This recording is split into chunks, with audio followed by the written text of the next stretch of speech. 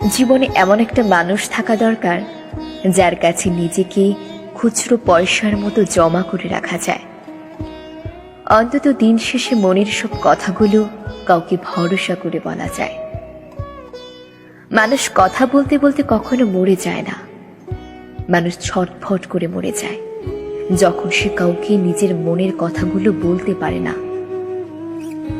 মানুষ যতটা ডিপ্রেশনে ভোগে তার চেয়ে বেশি ভোগে একাকিত্বে।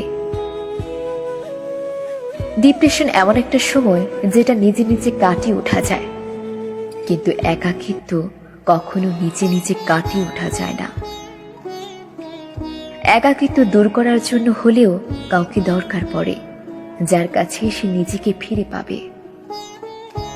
চুপ করে থাকা মানে এই নয় যে সে ভালো নেই, মাঝে মধ্যে কথা বলতে ইচ্ছে হয় না। কেউ একজন মন খারাপটুকু বুঝেনি, একাকিত্বের ছায়া হোক, রাত জাগার কারণ হোক, শুধু নীরবতাটুকু ভেঙে না দিক, কথা না বলুক। প্রচন্ড ডিপ্রেশনে মানুষ একজোড়া ভরসা পাবার মতো হাত খুঁজে, একটা বিশ্বাস করার মতো মন খুঁজে, কারণ সে চায় যত খারাপ সময় আসুক না কেন কেউ একজন তাকে বলুক, ভয় নেই, আমি তো আছি। জীবনে একটা নিজের মানুষ থাকা দরকার যার সাথে অন্য কারোর যোগাযোগ থাকবে না, অন্য কারোর গল্প তাকে স্পর্শ করতে পারবে না।